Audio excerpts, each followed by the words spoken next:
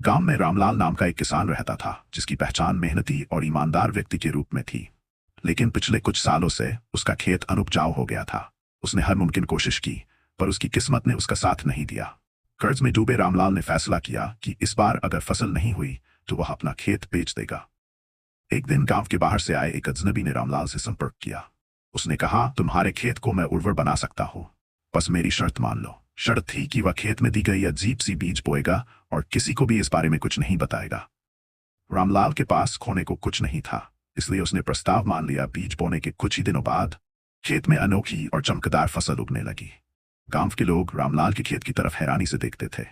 किसी को समझ नहीं आ रहा था कि इस बंजर जमीन पर इतनी उपज कैसे हो रही है।